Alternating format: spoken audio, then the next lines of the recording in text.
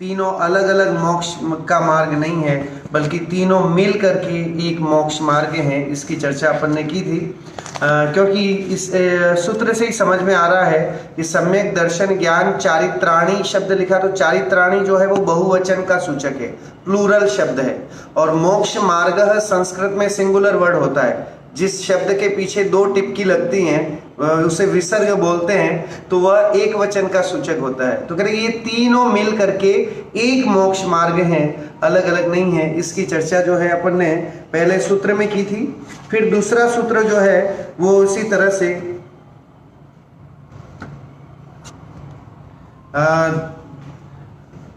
दूसरे सूत्र में जब है हमने सम्यक दर्शन ज्ञान चारित्राणी मोक्ष मार्ग ये बात जब कही, तो उसके साथ ही सम्यक तत्वार्थ श्रद्धानम सम्यक दर्शनम, पहला ही शिष्य ने प्रश्न किया कि आप कह रहे हैं कि मोक्ष मार्ग सम्यक दर्शन, सम्यक ज्ञान, सम्यक चारित्र की एकता का नाम है, तो पहला शब्द जो है सम्यक दर्शन, तो सम्यक दर्शन किसको कहते हैं, इसके लिए जो है वो सूत्र आया। तो उसमें फिर शिष्य के समाधान के लिए, शिष्य की जिज्ञासा को शांत करने के लिए आचार्य श्री ने लिखा तत्वार्थ श्रद्धानम सम्यक दर्शनम, तत्वों के अर्थ का श्रद्धान करना, इसका नाम सम्यक दर्शन है। अब इसकी विशेष चर्चा अपन फिर आगे करेंगे। फिर शिष्य ने प्रश्न किया कि वह कैसे होता है। सम्यक दर्शन की बात तो समझ में आई कि सात तत्वों के श्रद्धान का नाम सम्यक दर्शन है, लेकिन वो सम्यक दर्शन होता कैसे है, तो होता कैसे है इसके जवाब में आचार्य श्री ने फिर सूत्र लिखा तन निसर्गादि गमाद्वा, वह सम्यक दर्शन निसर्गज और अधिगमज, अधिगमाद्वा शब्द लिखा है कि वह सम्यक दर्शन निसर्गज और अधिगमज, इस तरह से दो तरह से हो सकता है। निसर्गज मतलब बाय नेचर हो सकता है, और अधिगमज मतलब किसी के उपदेश देने से, उपदेश को सुन करके जो है वो सम्यक दर्शन हो सकता है। सम्यक दर्शन का मतलब है आत्मबोध, अपने स्वरूप की पहचान, इसका नाम सम्यक दर्शन है। जीव जब पर्याय को छोड़ करके और बाह्य शरीर आदि को छोड़ करके जब आत्म स्वरूप में लीनता बढ़ाता है, तो जो है वो आत्म स्वरूप को जानने की पद्धति का नाम जो है वो सम्यक दर्शन है। और उसको जानना कैसे है, कैसे हम सम्यक दर्शन प्रकट करें, तो उन्होंने कहा कि दो तरह से होता है कि बाय नेचर होता है, कई बार तो जो है किसी उपदेश की जरूरत नहीं है और हो जाता है, और कई बार उपदेश के माध्यम से जो है सम्यक दर्शन होता है। लेकिन इसके तह में जाएं तो देखें कि जिसको बाय नेचर होता है सम्यक दर्शन, उसको भी कभी न कभी अगले मतलब पूर्व भाव में भी कहीं न कहीं देशना जरूर मिली होगी, कहीं न कहीं किसी ने संबोधा गया होगा, चाहे वो शास्त्र के माध्यम से, चाहे गुरुओं के माध्यम से, किसी न किसी तरह से उसको देशना मिली होगी, और वह देशना संस्कारवश जो है वो अब इस भव में उसे उस देशना की जरूरत नहीं है, तो डायरेक्ट अपने विचारना से, जाति स्मरण से ही जो है, या वैसे ही है ना आत्मबोध से ही जो सम्यक दर्शन हो जाता है। तो इस तरह से जो है वो सम्यक दर्शन की बात यहाँ पर आई। तन निसर्गाद अधिगमाद्वा, वह सम्यक दर्शन निसर्गज और अधिगमज, इस तरह दो तरह से होता है। आज हम जिसकी चर्चा कर रहे हैं चौथा सूत्र है फिर कि जो आपने सम्यक दर्शन बताया उसमें तत्वार्थ की बात कही, तो वो तत्व कौन से हैं। शिष्य के प्रश्न के जवाब में उन्होंने उत्तर लिखा जीवा जीवा आश्रव बंध संवर निर्जरा मोक्षास तत्वम। ये आपका चौथा सूत्र है तत्वार्थ सूत्र के पहले अध्याय का। उसमें लिखा है जीवा जीवा आश्रव बंध संवर निर्जरा मोक्षास्तत्वम, कि जीव, जीवा जीवा में दोनों मिल गए, संधि हो गया है शब्द, जीव और अजीव, फिर आश्रव, बंध, संवर, निर्जरा और मोक्ष, इस तरह से 7 तत्व होते हैं। और जो ये 7 तत्व हैं, इनके साथ 2 और मिला देते हैं, पुण्य और पाप को जोड़ दिया जाता है, तो 9 तत्व भी कहे जाते हैं, 9 पदार्थ भी कहे जाते हैं। सो इस तरह से ये जो 7 तत्व हैं, इन 7 तत्वों के सच्ची श्रद्धा का नाम ही सम्यक दर्शन है। तत्व का मतलब है जो वस्तु का जो भाव है उसको तत्व कहते हैं। जैसे जीव का स्वभाव जो है वो है ज्ञाता दृष्टा रूप, तो जीव को ज्ञान दर्शन वाला समझना, श्रद्धान करना, उसका नाम है जीव तत्व की सच्ची श्रद्धा। लेकिन जीव को मनुष्य मान लेना, तिर्यंच मान लेना, नारकी मान लेना, देव मान लेना, तो ये जो है वो पर्याय की अपेक्षा से हम उसको देख रहे हैं।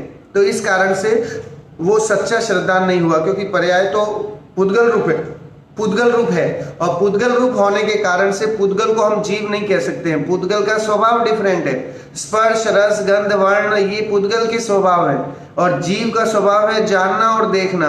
तो जीव के स्वभाव में हम पुद्गल के स्वभाव को नहीं मिला सकते, और नहीं मिला के, और मिला के देखते हैं तो अज्ञानता है, नहीं मिला के देखते हैं अपने स्वभाव के अनुसार ही देखते हैं, तो वही जो है वो सम्यक ज्ञान कहलाने लग जाता है, दर्शन कहलाने लगता है, सच्ची श्रद्धा कहलाने लगती है। तो जीव के स्वरूप को जानने के लिए आप देखिए, अगर हमें सुखी होना है तो सबसे पहले 7 तत्वों को जानना बहुत जरूरी है।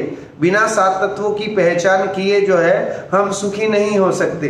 तो इसलिए जीव, अजीव, आश्रव, बंध, संवर, निर्जरा और मोक्ष, ये 7 तत्व जो है इसमें एक क्रमिक विकास है।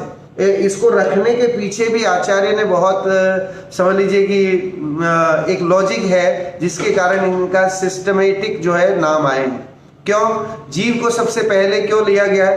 तो जीव को सबसे पहले लेने का कारण कि भाई ज्ञान दर्शन में जीव होता है, जीव में ही जो है जीव ही जानने देखने वाला है। अन्य 7 तत्वों को ज्ञेय का विषय बनाने वाला, अपने ज्ञान का विषय बनाने वाला कौन है? तो कह रहे कि जीव है। तो उस अपेक्षा से देखा जाए तो जीव का नंबर सबसे पहले आना चाहिए। फिर जीव के बाद वो जीव किस में भेद करे? तो अजीव में भेद करेगा, तब तो वो जीव और अजीव में भेद विज्ञान करके और सम्यक ज्ञान प्राप्त कर सकता है। उस अपेक्षा से जो है वो अजीव को दूसरे उस पर रखा। और तीसरे में फिर जो है आश्रव को क्यों रखा? क्योंकि आत्मा और कर्मों का संबंध होता है, और जब आत्मा और कर्म जो है संयोग संबंध बनता है तो फिर वो क्या होता है, कर्मों का आना बढ़ता है ना, कर्म बढ़ते हैं, आते हैं। तो जब कर्म आते हैं तो उसका नाम आश्रव है। तो कर्मों के आने का नाम आश्रव कहलाता है। जिस विधि से कर्म आते हैं उसका नाम आश्रव है। आने का मतलब कर्म जीव के साथ आकर के संयोग संबंध करते हैं, है ना। आत्मा और कर्मों का संबंध कैसा है, रिलेशन कैसी रिश्तेदारी है? तो कह रहे आत्मा और कर्मों की रिश्तेदारी संयोग वाली है। जैसे पति पत्नी की रिश्तेदारी कैसी है? तो संयोग संबंध है कि पति और पत्नी पहले मिले हुए नहीं थे, पहले उनका कोई संबंध नहीं था, लेकिन जब जैसे 21-22 साल के हुए, 25 साल के हुए, दोनों की शादी भी हुई और फिर दोनों का संबंध बन गया। और कब तक रहेंगे कि जितना उनका है आयु लिखी है, तो 50, 60, 70, 80 साल उतना जिएंगे और फिर अपना अलग अलग हो जाएंगे। ऐसे ही जीव और कर्मों का अनादि से संबंध है ना। जब से जीव है तभी से कर्म इसके साथ जो है आश्रव में हमेशा बने हैं। एक समय ऐसा नहीं रहा कि जीव के साथ कर्मों का संबंध नहीं रहा। अगर नहीं रहा होता तो अरन सिद्ध बन गया होता, लेकिन अभी संसार में है, संसार के दुखों में हम रखट रहे हैं, तो इससे ये सिद्ध होता है कि भाई हमें जो है कर्मों का हमारा संयोग बना हुआ है ना। 8 कर्म प्रति समय जो है हमारे साथ, इस जीव के साथ संयोग संबंध बनाए हुए हैं। और ये 8 कर्म जो है ज्ञानावरणादिक जो 8 कर्म हैं, इन 8 कर्मों के अभाव से जो है जीव जो है वो अपना बोझा जो है हटा देता है और ऊर्ध्वगमन स्वभाव के कारण से ऊर्ध्वगमन कर लेता है और लोक के अग्रभाग में जाके विराजित हो जाता है। तो इस अपेक्षा से जो है आश्रव को तीसरे नंबर पे रखा। पहले जीव को रखा क्योंकि जीव जानता देखता है, सुख दुख का अनुभव करने वाला जो होता है वो जीव होता है। फिर अजीव को रखा क्योंकि जीव को अजीव में भेद बुद्धि करने के लिए अजीव वस्तु तो चाहिए। उस अपेक्षा से भी देखें तो अजीव को जो है इसी क्रम के हिसाब से जो है वो बाद में रखा। फिर आश्रव को रखा क्योंकि आश्रव जो है वो उसी तरह से जो है कर्मों के और आत्मा का संबंध बनता है, जिसके कारण आश्रव का नाम रखा। और आश्रव अगर कर्मों का आना होगा तो नियम से कर्म आएंगे तो क्या होंगे कि बंधेंगे। बंधेंगे मतलब स्टोर होना, स्टोर होना उसका नाम है बंध। कर्म हमने परिणाम किए, हमने शुभ अशुभ परिणाम किए, और जब शुभ अशुभ परिणाम करेंगे तो उसका फल कुछ कर्म बंधेंगे कि नहीं। तो करेंगे जैसे ही हम शुभ अशुभ परिणाम करते हैं तो उससे जो है वो शुभ कर्म या अशुभ कर्म जो है वो बंधते हैं, आते हैं, पहले तो आते हैं। तो कर्मों आना उनका नाम हो गया आश्रव। अब कर्म आए तो उनका आत्मा के साथ उनका स्टोरेज हो गया इकट्ठे हो गए, क्योंकि अब फिर जब टाइम आएगा तब वे उदय में आएंगे, तुरंत उदय में नहीं आते। जो कर्म हम अभी कर रहे हैं वो उसका जरूरी नहीं कि वो तुरंत के तुरंत उसका फल दे दे, तो वो उसका जो काल लब्धि होगी, जो टाइम पीरियड होगा, उस टाइम पीरियड में वो जो है वो आएंगे, खिलेंगे और फिर अपना हो जाएगा काम उनका। तो उस अपेक्षा से देखा जाए तो जिन कर्मों का आना होगा वे आकर के स्टोर होंगे तो बंद होगा। तो इसलिए आचार्य श्री ने आश्रव तत्व के बाद बंद तत्व को रखा। अब अगर जिनके बंद होता है तो बंद के बाद ही जो है, जो बंधे हुए कर्मों का ही हम जो है आगे जो है कर्मों की रोकने की पद्धति जो है वो हम कैसे कर सकते हैं, तो कह रहे कि संवर पूर्वक ही हो सकती है। तो इसलिए संवर को पहले रखा कि कर्मों को रोकना वो संवर करता है। संवर का मतलब है आते हुए कर्मों को रोक देना। तत्वार्थ सूत्र में इस सूत्र लिखा है आश्रव निरोधा संवरा, कि आश्रव का निरोध करना, आश्रव को स्टॉप करना, इसका नाम संवर है। तो उस अपेक्षा से देखेंगे तो वह भी जो है संवर भी सही बैठता है कि बंद के बाद संवर होना चाहिए। फिर ये संवर के बाद क्या करेंगे कि जब कर्म आना बंद हो जाएंगे तो जो बंधे बंधाए कर्म हैं, जो स्टोरेज कर्म हैं, उन स्टोरेज कर्म को एक एक करके क्षय करना, उसको है ना अभाव करना, उसका नाम निर्जरा है। तो वो इसी हिसाब से संवर के बाद निर्जरा का रखना भी उपयुक्त था। और फिर जब पूरी निर्जरा हो जाती है, कर्मों का सर्वांग मतलब पूरी तरह से नष्ट हो जाते हैं तो मोक्ष अवस्था मिलती है। तो उस अपेक्षा से जो है मोक्ष को अंतिम स्थान पर रखा। हम जीव के बाद डायरेक्ट मोक्ष नहीं रख सकते थे, क्योंकि मोक्ष की चर्चा इसी तरह से, इसी सीक्वेंस से करेंगे तो वो हमें उसका एक सीक्वेंस समझ में आता है कि वह जीव जो है, जीव इस संसार में है, वह अजीव और जीव में भेद बुद्धि करता है ना। उसके जो कर्मों का आश्रव होता है, बंद होता है, उसको संवर और निर्जरा पूर्वक जो है वो कर्मों का क्षय करता है और अंत में जाकर के उसे मोक्ष मिलता है। इसका एक अच्छा शास्त्रों में उदाहरण आता है, नाविक और नाव के माध्यम से जो है 7 तत्वों को समझाया जाता है। कि एक नाविक था, वो जो है नाव लेकर के और समुद्र में जा रहा था। तो नाविक को यहाँ पर जीव तत्व कहा है, जीव तत्व, क्योंकि नाविक सुख दुख का अनुभव कर सकता है, जान सकता है, देख सकता है, तो इसलिए नाविक तो हो गया जीव तत्व। जो नाव है वो सुख दुख का अनुभव नहीं करती है, जानती नहीं है, इसलिए वो क्या है, तो कह रहे कि वो अजीव तत्व है। तो नाव अजीव हो गई। अब क्या हुआ, वो बीच समुद्र में गया और नाव में छेद हो गया, और छेद होने के कारण क्या हुआ, नाव में पानी भरने लगा। तो जो नाव में छेद होना उसका नाम है आश्रव, कर्मों के आने का नाम आश्रव। सो कर्म जिस विधि से आते हैं उसका नाम आश्रव है, तो कर्मों के आने का नाम आश्रव हो गया। फिर कर्म आए तो अब क्या हुआ कि नाव के अंदर पानी जब भर गया तो भरना, स्टोर होना, इसका नाम है बंद। अब नाविक थोड़ा बुद्धिमान था तो उसने क्या किया कि उस जो आ रहा था पानी, जहां से छेद से पानी आ रहा था, उस जगह को उसने वहां पर डांट लगा दिया और डांट लगा करके उसको बंद कर दिया ताकि जो है वो पानी नहीं आए। तो डांट लगाना ये हो गया संवर तत्व। अब नाविक देखा कि उसने पानी तो बहुत भर गया है, नाव चलाने में बहुत कठिनाई हो रही है, तो उसने क्या किया कि धीरे धीरे धीरे धीरे पानी को नाव में से निकाल करके समुद्र में डालने लगा। तो धीरे धीरे जो भी पानी स्टोरेज हुआ था उसको धीरे धीरे करके और समुद्र में वापस डालने लगा। और जब वो पूरा पानी, नाव के अंदर का सारा पानी जब जो है समुद्र में चला गया तो नाव जो है वापस अपने जिस स्थिति में पहले थी वैसी स्थिति में आ गई। तो उस पहली स्थिति में आना, ऊपर आ जाना वापस, तो उसका नाम मोक्ष कहा है। तो 7 तत्वों को समझने के लिए नाव और नाविक के उदाहरण के माध्यम से भी समझाया जाता है, जिससे हम अच्छी तरह से इसको समझ सकते हैं। लेकिन इन 7 तत्वों में और भी भेद किए जाते हैं, हे, गे और उपादेय। ये 3 भेद और भी होते हैं। हे मतलब छोड़ने योग्य, गे मतलब जानने योग्य, और उपादेय मतलब ग्रहण करने योग्य।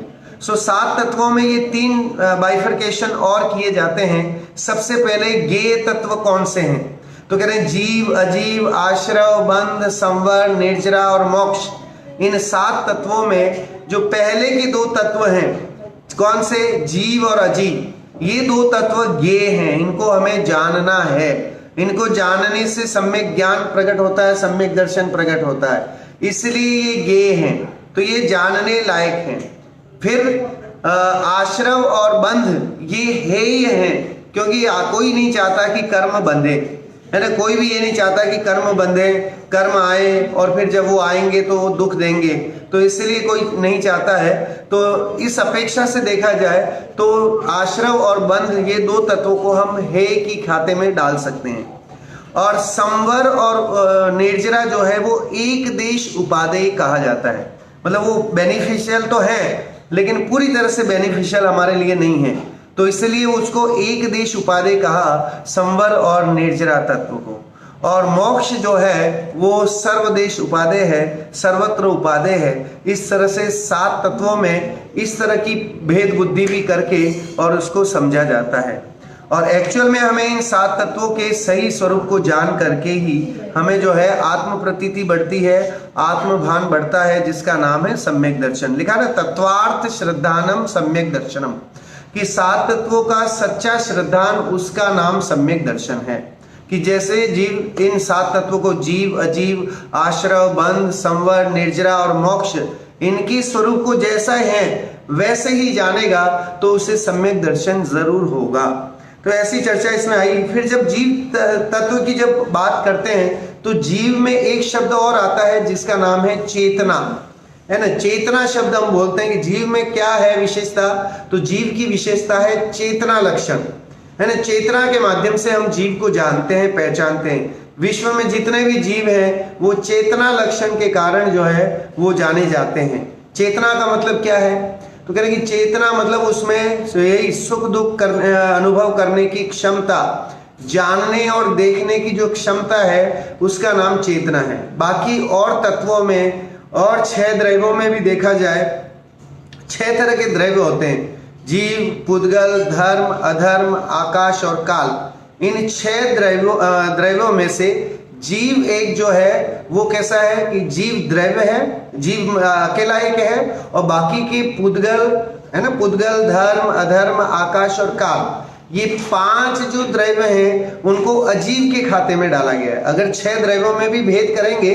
तो जीव अपने आप में एक अकेला द्रव्य हो गया, और 5 जो है कौन कौन से, पुद्गल, धर्म, अधर्म, आकाश और काल, ये जो 5 हैं ये 5 अजीव कहलाएंगे, क्योंकि इनमें जानने देखने की क्षमता नहीं है, ये सुख दुख का अनुभव नहीं कर सकते हैं, इसलिए इनको जो है अजीव द्रव्य भी कहा। ऐसे ही 7 तत्वों में भी अगर हम लेंगे तो 7 तत्वों में भी जो है वो जीव तत्व है और बाकी अजीव तत्व है। सो अजीव तत्व क्योंकि वो जान नहीं सकता, देख नहीं सकता, उस अपेक्षा से उसको भेद करके हम उसे अजीव तत्व कह सकते हैं कि वह अजीव है।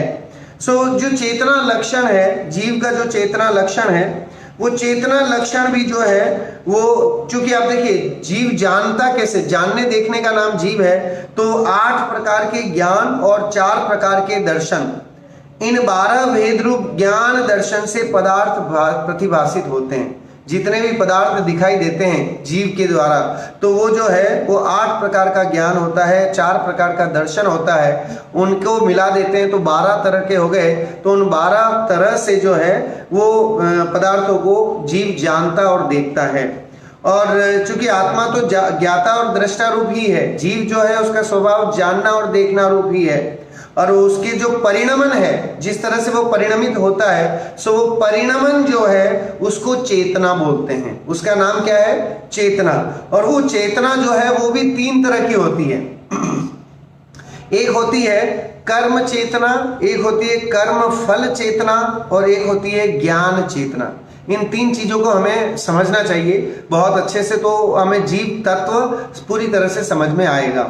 सो कह रहे हैं कि कर्म चेतना, कर्म फल चेतना और ज्ञान चेतना, ये क्या चीज है, तो जीव की जो एक चेतना है उसके ये 3 भेद होते हैं। सो अपने ज्ञान स्वभाव से भिन्न अन्य वस्तुओं में आत्मबुद्धि प्रकट होना, उन्हें अपना मानना कर्म चेतना है। कर्म चेतना क्या करती है कि कर्म चेतना अपने स्वरूप को तो नहीं जानती है, और बाह्य जितनी भी अन्य वस्तुएं हैं, शरीर, भोग, कार, बंगला, रुपया, पैसा, इन सब में जो है वो आत्मबुद्धि कर लेती हैं, ये सब मेरे हैं, ऐसे परिणाम, ऐसे भाव कर लेती है। इसलिए उस चेतना का नाम कर्म चेतना रखा। मतलब आत्मा की ही विचारधारणा है ये, उसी चेतना की, आत्मा का नाम चेतना है, आत्मा का लक्षण चेतना है, और वो चेतना तीन तरह से हो जाती है। एक तो है कर्म चेतना, मतलब जो बाह्य शरीर आदि भोग आदि सामग्री के प्रति जो है एकत्व पना करके, ममत्व पना करके, भोक्तृत्व पना करके जो है वो उसे मान लेती है अपना,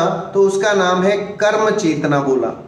फिर है कर्म फल चेतना। क्या चीज है? तो कह रहे पुण्य और पाप कर्म के उदय में जीव के सुख दुख रूप भावों का प्रकट होना कर्म फल चेतना है। जब अगर हम इस तरह के परिणाम करते हैं तो उसके फल में जो फल उदय होता है तो वो कर्म फल चेतना कहलाती है। पुण्य और पाप कर्म के उदय में जीव के सुख दुख रूप भाव होते हैं, हमारे पुण्य और पाप में जिस तरह के परिणाम होते हैं उसका नाम बोला कर्म फल चेतना।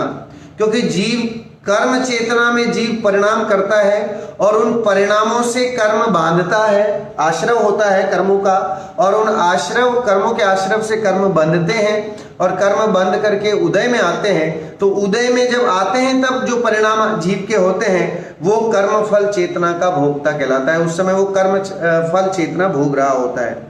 और एक होती है ज्ञान चेतना, जो हमारे लिए समझने लायक है, जो हमें आगे मोक्ष में ले जाने वाली है। ऐसी ज्ञान चेतना भी हम सबके अंदर ही बैठी है।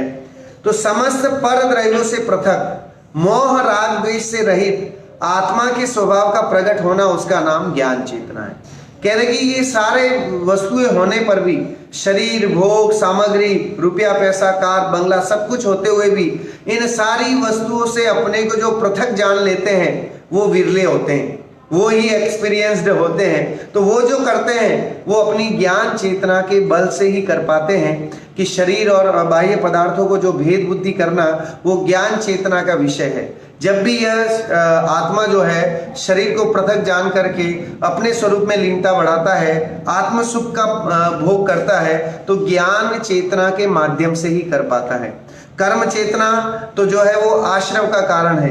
कर्म फल चेतना जो है वो पुण्य और पाप रूप प्रवृत्ति की है, तो इसलिए भी जो है वो भी आगे नवीन कर्मों का ही बांधने की एक तरह से परंपरा से कारण है। लेकिन ज्ञान चेतना जो है वह कर्मों की संवर और निर्जरा की सूचक है, कराने वाली है और मोक्ष दिलाने वाली है। सो ऐसी ज्ञान चेतना का महत्व हमारे अंतर में आना चाहिए कि हम सबको इस मनुष्य भाव में आकर के करना क्या है कि इस मनुष्य भाव में आए हैं, जैन कुल मिला है, इसके बाद जो है इस ज्ञान चेतना की महत्व को जान करके और हम संसार शरीर भोगों के प्रति विरक्ति को त्यागें।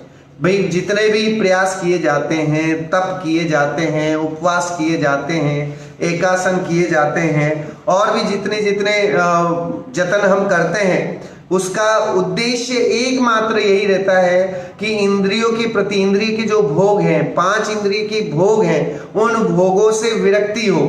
उपवास करके है ना पूरे दिन नहीं खाना खाना, उसके पीछे उद्देश्य क्या है कि उस खाना नहीं खाने के पीछे, खाना बनाने के पीछे जो हिंसा हो रही है उससे तो बचेंगे ही, उतना टाइम खाना नहीं बनाने में जो समय लगेगा वो भी बचेगा, और उतने समय में हम और अपने आत्मा के समीप रह पाएंगे, आत्म स्वरूप की प्रतीति कर पाएंगे। इस उद्देश्य से हम भोजन का त्याग करते हैं। और दूसरा कि हमें उनके प्रति, खाने के प्रति बहुत राग है ना, भोगों को भोगने में बड़ा राग है। तो एक दिन अगर हम उपवास करके ये दिखाना चाहते हैं या ये अंतर में राग को तोड़ने का अभ्यास करते हैं कि कैसे हम भोगों को से दूर रहें, है ना, घर में रह करके भी एक दिन नहीं खा करके उन भोगों के प्रति हमारी जिसे बोलते हैं राग तीव्र नहीं बन जाए, राग टूटा हुआ ही रहे, उसकी तारतम्यता नहीं बने और कदाचित आगे जाकर के वो राग पूरी तरह से वीतराग में कन्वर्ट हो जाए, उसके लिए प्रयास किए जाते हैं। उसके लिए सारे ये उपवास आदि और तप वगैरह, तपश्चरण वगैरह हम करते हैं। उसका उद्देश्य एकमात्र यही है। तपश्चरण का उद्देश्य इंद्रियों पर विजय प्राप्त करना है। जितने उपवास आदि करते हैं उसका उद्देश्य क्या है कि खाली अपना समाज में नाम बड़ा करने के लिए उपवास क्यों करें कि भाई हमने 5 उपवास किए, 10 उपवास किए तो समाज में नाम होगा, इस उद्देश्य से नहीं।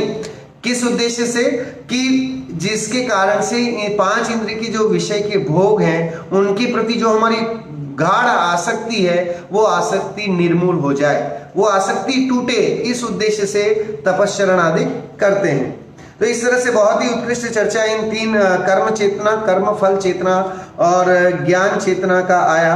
और भी इसकी इन तीनों का भेद भी यहाँ इसमें बताया है कि पहली कर्म चेतना जो है मात्र मिथ्या दृष्टि जीव के, और तीसरी ज्ञान चेतना मात्र सम्यक दृष्टि जीव के ही होती है। सो कर्म चेतना तो मिथ्या दृष्टि जीव ही करता है ना। जो मिथ्या दृष्टि जीव है वही तो कर्म बांधता रहता है ना। सो कर्म बांधता है, और कर्म बांधना ही नहीं है, यहाँ सिर्फ कह रहे हैं कि बाकी विपरीत मान्यता, कर्म चेतना का क्षेत्र जो है वो है विपरीत मान्यता, जिसे बहिरात्मा भी बोला गया है ना। आत्माएं 3 तरह की होती हैं। कौन कौन सी? कह रहे हैं कि आप आत्मा का नाम लेके डरा तो नहीं रहे हो, यानी कोई आत्मा हमें नहीं लग जाए। तो यहाँ वो वाली आत्मा नहीं, यहाँ आत्मा का मतलब है जो जैन दर्शन में जो तत्वार्थ सूत्र में बताई कि एक तो बहिरात्मा, एक अंतरात्मा और एक परमात्मा। हमारे यहाँ 3 तरह की आत्मा है जिसकी चर्चा उमा स्वामी आचार्य ने यहाँ की। कि बहिरात्मा जो होता है वो कर्म फल चेतना का भोगी होता है, मिथ्या दृष्टि होता है, वो शरीर और आत्मा को एक ही मानता है, वो उसको पृथक पृथक नहीं कर पाता है। अनादिकाल से इस जीव के साथ कोई न कोई पर्याय लगी हुई है ना। ऐसा कभी इस क्षण नहीं हुआ कि जब ये पर्याय के साथ नहीं रहा। द्रव्य है तो पर्याय का इसके कॉम्बिनेशन रहा। तो कह रहे ये जब से है, जीव अनादिकाल से है, और अभी तक ये किसी न किसी बॉडी स्ट्रक्चर में रहता आया है। यहाँ से मरा तुरंत ही उसको दूसरा बॉडी स्ट्रक्चर मिल जाता है। इस तरह से वो मरते मरते और नए नए बॉडी स्ट्रक्चर को ग्रहण करते करते अनादिकाल से भटक रहा है। सो कह रहे कि जो मिथ्या दृष्टि होता है, जो कर्म फल चेतना का भोगी होता है, वो शरीर और आत्मा को एक में एक मानता है, इसलिए उसको अज्ञानी कहा गया है। कह रहे कि जैसे दूध और पानी दोनों मिले हुए हैं, लेकिन दूध और पानी को पृथक पृथक जो कर ले, नीर शीर विवेकी बोलते हैं ना, हंस को बोला जाता है। हंस को क्या बोलते हैं? नीर शीर विवेकी। क्योंकि हंस के आगे अगर कटोरे में आप दूध रखोगे तो वो दूध दूध पी लेगा और पानी पानी वहीं छोड़ देगा, क्योंकि उसको इसका ट्रिक पता है कि उसमें से सार तत्वों को निकालना है, और बाकी जो सारभूत नहीं है, पानी तो वो तालाब में भी पी लेगा, लेकिन दूध जो है, दूध की जो उपयोगी तत्व जो है वो उसको निकाल लेता है। तो दूध और पानी दोनों मिले जुले हैं, लेकिन क्या वाकई मिल गए हैं? क्या पानी दूध में हो गया है? क्या कह रहे कि नहीं हुआ है ना। दोनों दिखते भले हमें ऐसा है कि दूध ही हो गया है, लेकिन पानी पानी ही है। उस अवस्था में भी दूध के साथ रह करके भी पानी पानी है और दूध दूध है। कैसे? कि आप उसको अपने स्टोव पे चढ़ा दीजिए, स्टोव पे चढ़ाओगे तो धीरे धीरे धीरे धीरे पानी एवापोरेट होकर के भाप बन करके उड़ जाएगा, और दूध अपना धीरे धीरे नीचे जमता जाएगा, और जब आप और जलाओगे तो मावा बन करके आपके हाथ में आएगा। तो इससे समझ में आ रहा है कि दूध और पानी मिले हुए नहीं थे, खाली उनका संयोग संबंध था, एक साथ जुड़ गए थे, लेकिन मिले हुए थे, एक में एक नहीं हो गए थे। ऐसे ही शुद्धात्मा जो आत्मा है हमारा, वो और ये शरीर एक साथ तो रह रहे हैं, शरीर प्रमाण ही जीव रहता है, लेकिन फिर भी जीव और शरीर एक नहीं है। ये जो जानते हैं उन्हें निर्शिर विवेकी सम्यक दृष्टि कहते हैं। सम्यक दृष्टि इसीलिए कहलाते हैं क्योंकि वे, सम्यक दृष्टि बोला ना, शब्द से ही समझ में आ रहा है कि जिसकी दृष्टि, जिसका नजरिया सही है उसका नाम सम्यक दृष्टि, जिसका नजरिया गलत है उसका नाम मिथ्या दृष्टि। जो गलत को भी सही मान लेता है वो मिथ्या दृष्टि, शरीर को ही जीव मान लेता है वो मिथ्या दृष्टि, जो शरीर को शरीर मानता है, पुद्गल मानता है, और जो आत्मा को आत्मा मानता है वो सम्यक दृष्टि। इतनी सी बात है ना। ज्ञानी बनने के लिए कोई बहुत बड़े शास्त्र पढ़ने की जरूरत नहीं है कि बहुत शास्त्र पढ़ेंगे तो ही ज्ञानी बनेंगे, ये तो सिंपल सा है। अब देखिए कबीरदास जी ने भी लिखा कि पोथी पढ़ी पढ़ी जग मुआ, पंडित भया न कोई, और एके अशिर पीव का पढ़े सुपंडित होए। कह रहे कि पोथियां पढ़ पढ़ करके जग मुआ, मुआ मतलब लोग मर गए, लेकिन पंडित नहीं बन पाया कोई, और जिसने ईश्वर के एक अक्षर को पढ़ लिया वो पंडित हो गया। ऐसा कबीर ने वहां लिखा आज से 300 400 500 साल पहले। लेकिन हम यहाँ कहते हैं कि पोथी पढ़ी पढ़ी जग मुआ, पंडित भया न कोई, और ढाई आखर आत्मा पढ़े सु पंडित होए, जिसने अपने आत्मा के ढाई अक्षर को पढ़ लिया। आत्मा, इसमें कितने शब्द हैं? तो कह रहे ढाई अक्षर है ना। आ का एक अक्षर मानो, माँ का एक अक्षर और त का आधा अक्षर, सो ढाई अक्षर आत्मा को जिसने जान लिया वो ही पंडित होता है। उसके लिए बहुत शास्त्र पढ़ना जरूरी नहीं है, इतनी भेद विज्ञान बुद्धि करना ही बहुत है। इसी से धर्म की शुरुआत होती है। आप सोचिए, सम्यक दर्शन से ही धर्म की शुरुआत है। सम्यक दर्शन होने के बाद ही तपस्चरण का फल है। जितने तपस्चरण आदि करते हैं, अगर ये ज्ञान नहीं है, शरीर और आत्मा के प्रति भेद बुद्धि नहीं है, और चाहे कितने व्रत तप उपवास आदि कर लें, तो वह जो है वो बाल तप कहे गए। जैसे बच्चे जो हैं वो कभी मम्मी पापा का खेल खेल लेते हैं, नर्स डॉक्टर का खेल खेल लेते हैं, ऐसे ही हमारे खेल हैं कि हम ये सब करते हैं लेकिन असली स्वरूप को नहीं जानते। सो असली स्वरूप को जानने के लिए सम्यक दर्शन के तत्वार्थ श्रद्धानम सम्यक दर्शनम, कि तत्वों के अर्थ को सही सही जानना, उसका नाम सम्यक दर्शन है। सो इस तरह से जो है कर्म चेतना जो है वो तो मिथ्या दृष्टि के ही होती है, और ज्ञान चेतना का भोगी जो है सम्यक दृष्टि होता है, क्योंकि उसे शरीर और आत्मा में भेद बुद्धि है कि शरीर और आत्मा एक में नहीं है, क्योंकि ये तो थोड़े दिन के सहयोगी हैं, है ना। थोड़े दिन है, उसके बाद ये चला जाने वाला है, ये रहने वाला नहीं है। ये तो थोड़े दिन का सफर है हमारा, जिस दिन जन्म लिया उससे, और मृत्यु जिस दिन आ जाएगी उस दिन जो है शरीर यहीं पड़ा रह जाएगा, और आत्मा जो है वो अपना कहीं और जन्म लेने के लिए चली जाएगी। आत्मा मतलब आप सोचिए, ज्ञान के निकलने के बाद, इस शरीर में से ज्ञान चले जाने के बाद तो परिवारी लोग भी शरीर की कीमत नहीं, उसको कौड़ी के दाम ही नहीं समझते, ले जाकर के अग्नि के सुपुर्द कर देते हैं, है ना, कि भाई अब ये किसी काम का नहीं रहा। बहुत अच्छे थे ऐसा बोलते हैं कि भाई बहुत अच्छे थे, लेकिन अब जो बचे हैं शरीर, उसका क्या करें? तो कह रहे हैं उसको जो है वो मिट्टी में ही मिला दिया जाता है।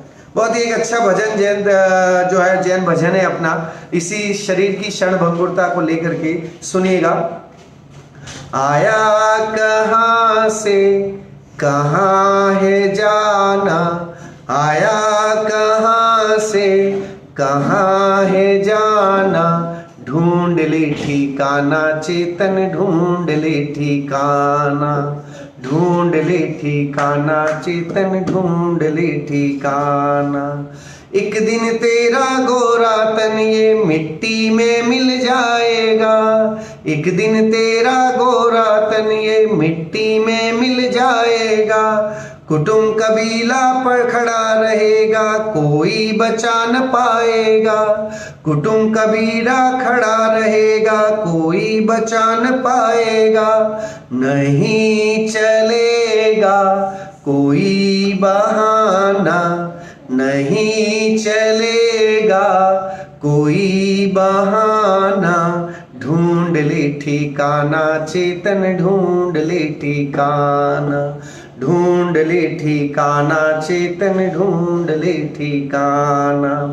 आया कहाँ से कहाँ है जाना, आया कहाँ से कहाँ है जाना, ढूंढ ले ठिकाना चेतन ढूंढ ले ठिकाना, ढूंढ ले ठिकाना चेतन ढूंढ ले ठिकाना।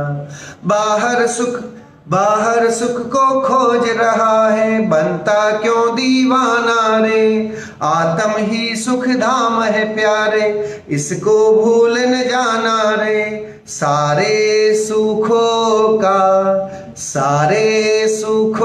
का ये है खजाना, ढूंढ ले ठिकाना चेतन ढूंढ ले ठिकाना, ढूंढ ले ठिकाना चेतन ढूंढ ले ठिकाना। आया कहाँ से कहाँ है जाना, आया कहाँ से कहाँ है जाना, ढूंढ ले ठिकाना चेतन ढूंढ ले ठिकाना। और क्या गलती करते हैं?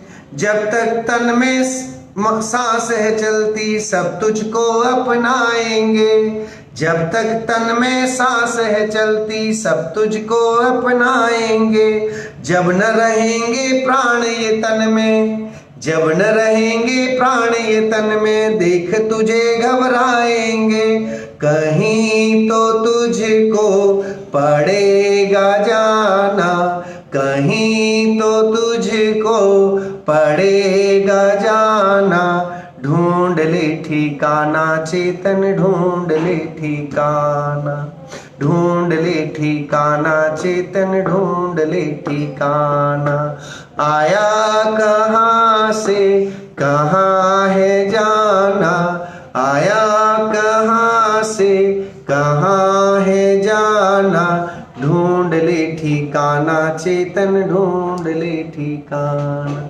शरीर में से आत्मा के निकलने के बाद तो जो है घर वाले भी कीमत नहीं देते हैं, लोग घबराते हैं। जिसमें से आत्मा निकल जाए उसके बाद उस शरीर के पास बैठना भी कोई पसंद नहीं करता है, उसको छूने में लोग नहाते हैं। तो आप सोचिए कितना अशुचिमय हमारा शरीर है कि अगर इसमें से जो ज्ञान चेतना पवित्र आत्मा जो है वो अगर चली जाए तो इसकी कौड़ियों की कीमत भी नहीं है इस शरीर की। तो इस तरह से इस शरीर और आत्मा की भेद बुद्धि कराना पूरे द्वादशांग जिनवाणी माता का मूल तत्व है। जैन धर्म का जो है यही सिखाना, हमारे भगवान गणधर आचार्य ये सब यही बताना चाहते हैं। ओंकारमयी ध्वनि यही कहती है कि शरीर और आत्मा को भेद अलग अलग जुदा जुदा जानो, इसके स्वरूप को जानो तो ज्ञान अपने आप उत्कृष्टता को बढ़ेगा। इतना जानने के बाद आवरण कर्म का अभाव हो जाता है। सबसे बड़ी बात आप सोचिए कि हम इतना जान लें कि शरीर और आत्मा जुदा जुदा है, इतना जानते ही ज्ञानावरण गया, दर्शनावरण गया। तो ज्ञानावरण और दर्शनावरण दोनों चले गए तो आवरण कर्म का अभाव हो गया हो। तो ये कर्मों के अभाव करने के लिए भी जो है इस तरह की समझ जो है हमारी बहुत जरूरी है, जो ये हमें सिखाती है। तत्वार्थ सूत्र पढ़ लिया मतलब पूरा जिनागम पढ़ लिया, ये मान के चलिए। जिसे जैन धर्म की पूरी जानकारी चाहिए वो तत्वार्थ सूत्र पढ़ ले, तो इसके अतिरिक्त और क्या पढ़ेगा वो? सब कुछ तो इस ग्रंथादिराज में समाहित है। जीव संसार अवस्था से लेकर के और मोक्ष पहुंचने तक की सारी विधि जो है आचार्य श्री ने इसमें गर्भित कर दी है, पूरा भर दिया है। तो इस तरह से बहुत ही उत्कृष्ट चर्चा इसमें चली। देखिए फिर लिखा कि कर्म फल चेतना सम्यक दृष्टि और मिथ्या दृष्टि दोनों प्रकार के जीवों को होती है। कर्म चेतना तो मिथ्या दृष्टि के होती है, ज्ञान चेतना सम्यक दृष्टि के होती है, और कर्म फल चेतना जो बीच वाली चेतना है वो दोनों के होती है, मिथ्या दृष्टि के भी होती है और सम्यक दृष्टि के भी होती है। क्यों? क्योंकि कर्म के फल को भोगना जो है सम्यक दृष्टि सम्यक उसको सम्यक तो बाद में हुआ है, लेकिन कर्म तो उसने पहले से बांधे हुए हैं ना, तो उसको तो भोगना पड़ेगा कि नहीं पड़ेगा? तो कहेंगे उसको तो भोगना पड़ेगा। तो वो भोगने के लिए कर्म फल चेतना दोनों को ही होती है। पहली कर्म चेतना मिथ्यात्व गुणस्थान में ही होती है ना। पहला गुणस्थान जो है जिसे बादशाही गुणस्थान कहा गया है तो उसमें होती है। दूसरी कर्म फल चेतना पहले मिथ्यात्व गुणस्थान से लेके छठे प्रमत्त गुणस्थान तक होती है, और तीसरी ज्ञान चेतना चौथे अविरत सम्यक्त गुणस्थान से लेकर सिद्ध पर्यंत होती है। उत्कृष्ट ज्ञान चेतना हमारे सिद्ध परमात्माओं को होती है, और बाकी चौथे गुणस्थान से ज्ञान चेतना का प्रादुर्भाव हो जाता है।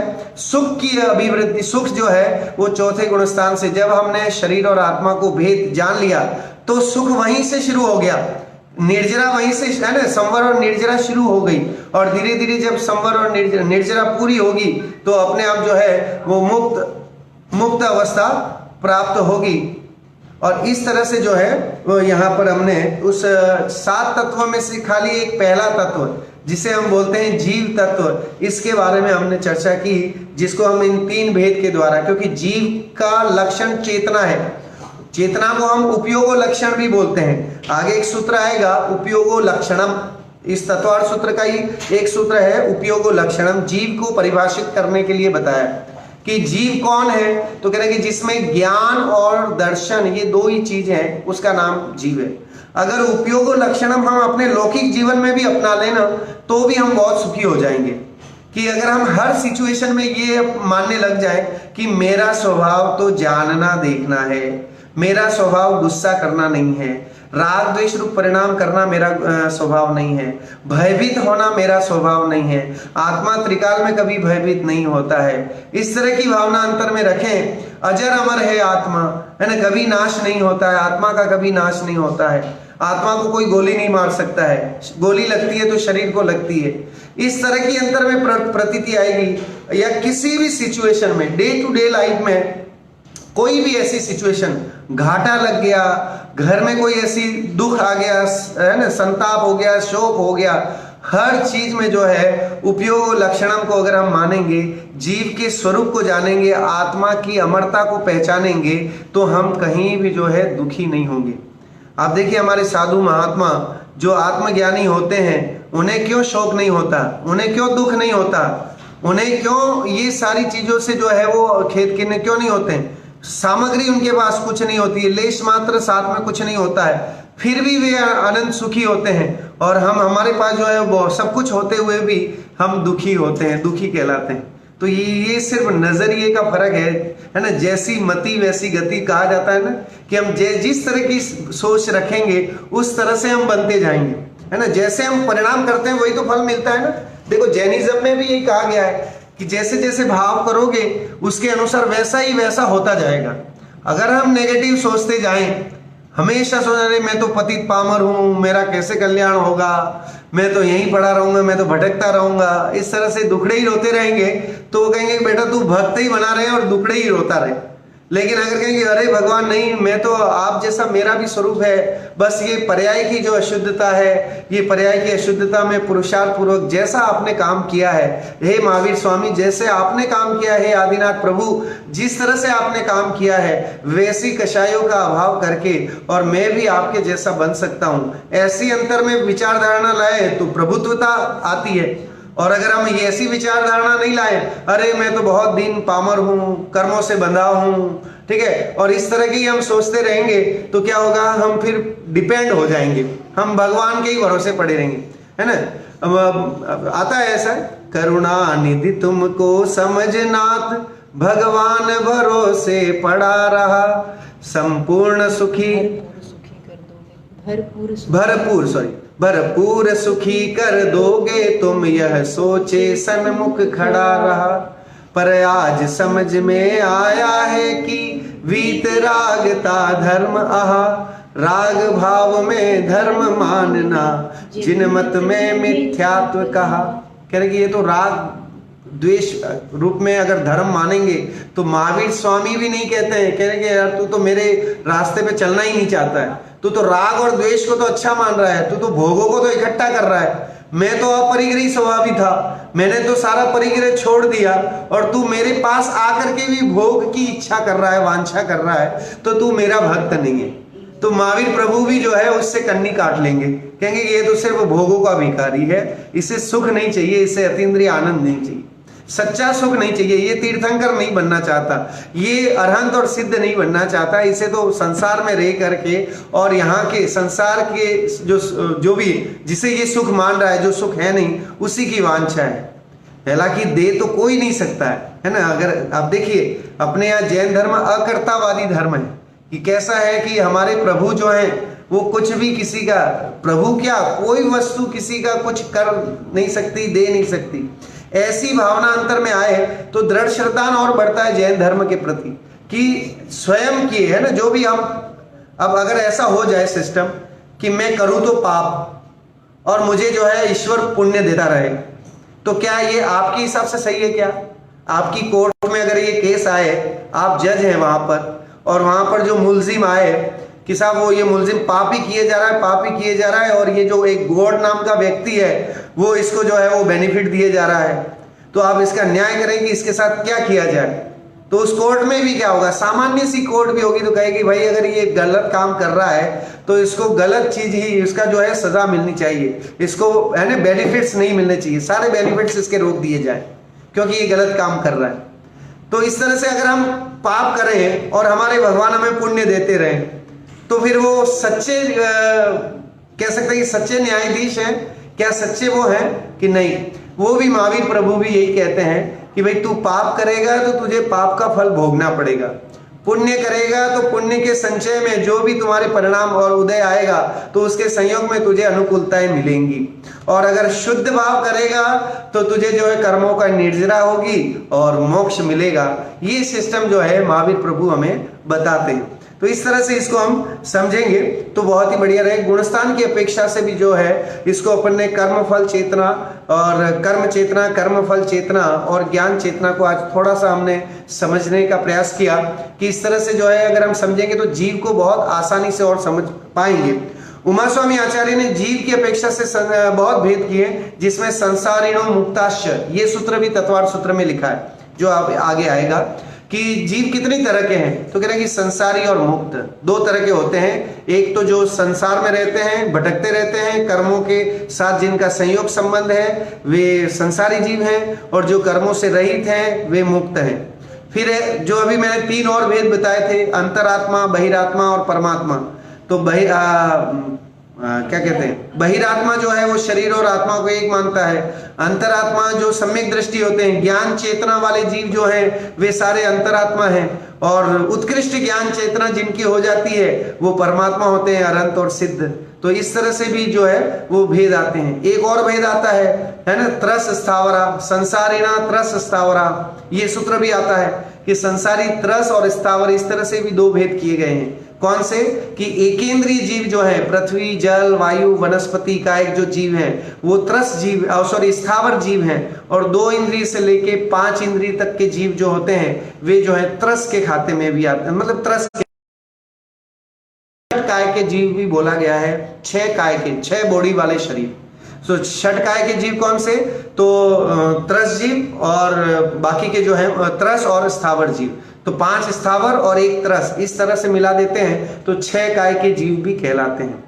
तो इस अपेक्षा से भी जीवों की वर्णन आती है। लेकिन यहाँ पर जो जीव तत्व है वो है सुख दुख का अनुभव करने वाला जो हमारा जीव तत्व है ना, जो जानता देखता है, उसकी चर्चा की गई है। और उसका श्रद्धान करने से सम्यक दर्शन की प्राप्ति होती है, सच्चे सुख की प्राप्ति होती है। ऐसा जो है इस तत्वार्थ सूत्र के माध्यम से हमने जाना, और हम सब भी उस सच्चे सुख को प्राप्त करें, निराकुल सुख को प्राप्त करें और अरहंत सिद्ध बने और अपना भव का कल्याण करें। इसी मंगल भावना के साथ आज की बात को विराम देता हूं। जय जिनेन्द्र।